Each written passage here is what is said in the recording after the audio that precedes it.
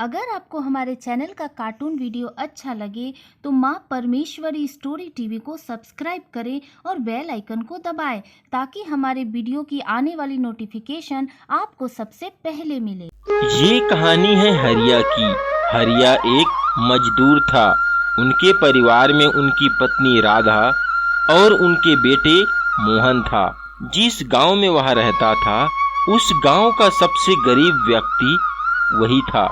उनके पास रहने के लिए ढंग का घर नहीं था और न ही पहनने के लिए अच्छे अच्छे कपड़े थे। हरिया का चेहरा आग में जल गया था। इस कारण उसका चेहरा बहुत भयानक दिखता था। उनका चेहरा देखकर बच्चे डर जाते थे। हरिया के भयानक चेहरे के कारण मोहन उसे पसंद नहीं करते थे। मोहन के दोस्त उनके पिता के भयानक चेहरे के कारण मोहन को अपने पास नहीं आने देते थे। इस कारण मोहन के मन में अपने पिता के प्रति तिरस्कार की भावना बढ़ती गई। एक दिन मोहन अपनी माँ से कहता है, मैं क्या करूँ माँ, पिताजी के वजह से मेरे सारे दोस्त मुझसे दूर होता जा रहा है। मुझे उसका चेहरा देखना भी पसंद नहीं है, नफरत है मुझे उनसे। ऐसा नहीं बोलते बेटा। रात में राधा हरिया से कहती है, सुनो जी, आप अपने चेहरे का इलाज क्यों नहीं करा लेते? तुम तो जानती ही हो राधा, मेरा कमाई इतना नहीं है जिससे मैं अपने चेहरे का इलाज करा सकूं। आपने जो गुल्लक में पैसे जमा किए हैं उसे निकाल लीजिए और अपने चेहरे का इलाज करवा लीजिए। नहीं राधा, ये गुल्लक के पैसे हमारे बच्चे के पढ़ाई के लिए हैं। वैसे भी मुझे कौन देखने वाला है। तुम्हारे चेहरे के वजह से तुम्हारा बेटा तुमसे नफरत करता है। इसी वजह से वो दिन प्रतिदिन तुमसे दूर होता जा रहा है। अभी वो बच्चा है, उसे क्या पता, जब वो बड़ा होगा तब वो हमें उतना ही प्यार देगा और हमारी देखभाल भी करेगा। अभी बहुत रात हो चुकी है, चलो सो जाओ। फिर अगली सुबह, मोहन थोड़ी देर रुको, तुम्हारा टिफिन तैयार कर देती हूँ। तुम्हारे पिताजी आते ही होंगे, उनके साथ स्कूल चले जाना। अरे नहीं माँ, मुझे पिताजी के आने से पहले निकल जाना होगा।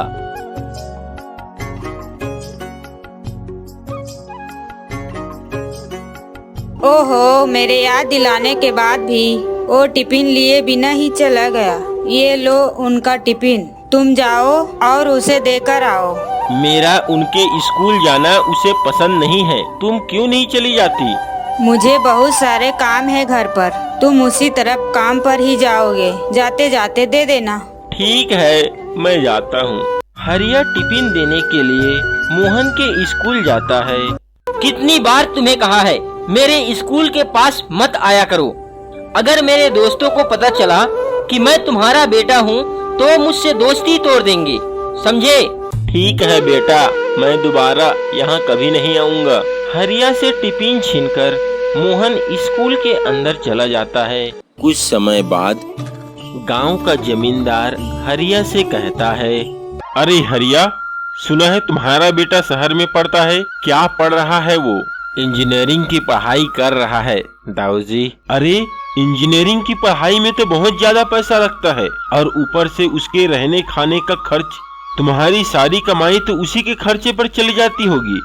हाँ दाऊजी, तुम्हारा यहाँ ज्यादा कमाई नहीं होता होगा। तुम एक काम क्यों नहीं करते? तुम शहर क्यों नहीं चले जाते? शहर में मेरा एक दोस्त रहता है, रामलाल करके। उनका एक फैक्ट्री भी है। तुम वहाँ चले जाओ, तुम्हें काम मिल जाएगा और वो तुम्हारे रहने का भी इंतजाम कर देगा। ठीक है दाऊजी, मैं कल ही चला जाता हूँ। अगली सुबह हरिया और राधा शहर के लिए निकल जाता है। शहर जाकर हरिया रामलाल से मिलता है। रामलाल उसे अपने फैक्ट्री में काम और उनके रहने के लिए घर देता है। कुछ दिन बाद राधा हरिया से कहती है, सुनो जी, हमारा बेटा हॉस्टल में ठीक से रह पाता होगा कि नहीं? उसे टाइम पर खाना मिलता भी होगा कि नहीं? आप उसे यहीं रहने के लिए क्यों नहीं बुला लेते? नहीं राधा, मैं वहाँ नहीं जाऊँगा। मेरा वहाँ जाना उसे ठीक नहीं लगेगा। आप जाइए तो सही। अगर मोहन आपसे कुछ कहे तो मुझे बताइए, मैं उसे समझाऊंगी। हरिया मोहन के हॉस्टल आता है। और चौकीदार से कहता है, भाई यहाँ मेरा बेटा मोहन रहता है, क्या आप उसे बुला देंगे? चौकीदार मोहन को बुलाने के लिए अंदर चला जाता है। मोहन आता है और गुस्से से कहता है, तुम्हें मना किया था ना यहाँ आने से, तुम फिर आ गए, बताओ क्यों आए हो? बेटा मैं और तुम्हारी माँ इसी शहर पर आकर रह रहे हैं, यहाँ मुझे काम भी मिल गया है। तुम्हारी माँ तुम्हें घर बुला रही थी। ठीक है मैं आ जाऊंगा, तुम जाओ यहाँ से। मोहन ऐसा कहकर अपने रूम में चला जाता है। अरे मोहन कौन आया था? वो मेरा नौकर था, पिताजी ने कुछ संदेश भेजे थे उनके हाथों, लेकिन चौकीदार तो बता रहा था कि वो तुम्हारा पिता है। अरे वो चौकीदार भी ना, क्या प्रॉब्लम है तुम्हें अपने पिता को पिता बताने में? अरे यार वो इतने गंदा कपड़ा पहनता है और उनका चेहरा इतना भयानक है, नफरत है मुझे उनसे। वाह मोहन वाह, जिसने तुम्हें पढ़ाने के लिए इतनी मेहनत की, जिसके पैसों से तुम ऐशो आराम की जिंदगी जी रहे हो, उसे ही नौकर बना दिया। लानत है तुम पर, शर्म आती है मुझे तुम्हें अपने दोस्त कहने में। अगले दिन मोहन घर आता है और गुस्से से अपने पिता से कहता है, कहा था ना तुम्हें नहीं आने को, क्यों आए थे वहाँ? मोहन पागल हो गए हो क्या? ये क्या तरीका है अपने पिता से बात करने का? हम दोनों को तुम्हारी हर दिन चिंता लगी रहती है और तुम हो कि ऐसा कह रहे हो? हाँ तो लो आ गया मैं, देख लो मुझे, ठीक हूँ ना?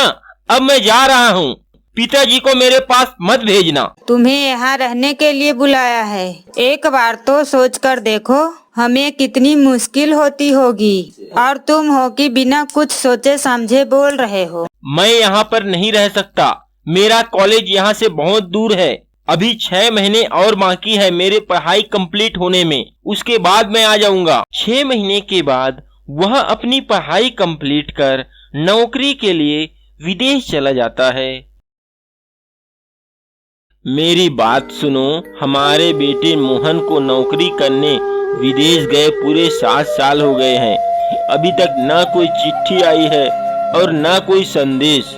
हमारा मोहन कहाँ होगा, कैसा होगा, किस हाल में होगा, भगवान जाने। हम जाना चाहेंगे तो भी कैसे जा पाएंगे? हमारे पास तो उसका पता भी नहीं है, वो कहाँ काम करता है, कहाँ रहता है, हम कुछ भी नहीं जानते। मैं तो भगवान से यही प्रार्थना करती हूँ, वो जहाँ भी रहे सही सलामत रहे। एक दिन जब हरिया काम पर जा रहा था, तभी उसे मोहन के दोस्त राहुल मिला और कहा, क्या आप हमारे मोहन के पिता हैं? क्या तुम हमारे बेटे मोहन को जानते हो? हाँ, हम दोनों साथ में ही पढ़ते थे। एक दिन जब वहाँ आप आए थे तो मैंने आपको देखा था। अब कैसा है मोहन? पता नहीं बेटा, हमें मिले हुए पूरे 7 साल हो गए। वो ये कहकर विदेश चला गया कि मुझे नौकरी मिल गई है, उसके बाद वह कभी वापस नहीं आया। क्या? उसे तो विदेश से आए हुए पूरे 5 साल हो गए हैं। उसकी तो शादी भी हो गई है और उसके एक 5 साल का बच्चा भी है। वापस आ गया, शादी कर ली और उसका बच्चा भी है। बेटा ये सब हमें नहीं पता। अच्छा तो वो अभी तक नहीं बदला? ये लीजिए उसका पता। हाँ बेटा मैं अभी जाता हूँ। हरिया वापस अपने घर आता है और राधा को सारी बात बताता है। बात सुनकर राधा हरिया से कहती है, जाओ हमारी बहू को घर ले आओ, मैं उसे देखना चाहती हूँ। जाना तो मैं भी चाहता हूँ, लेकिन वो मुझे देखकर गुस्सा हो जाता है। नहीं, वो गुस्सा नहीं करेगा, अब वो बड़ा हो चुका है। पहले वो बच्चा था, अब वो वहाँ ऐसा नहीं करेगा। तुम जाओ ना। हरिया मोहन के घर जाता है।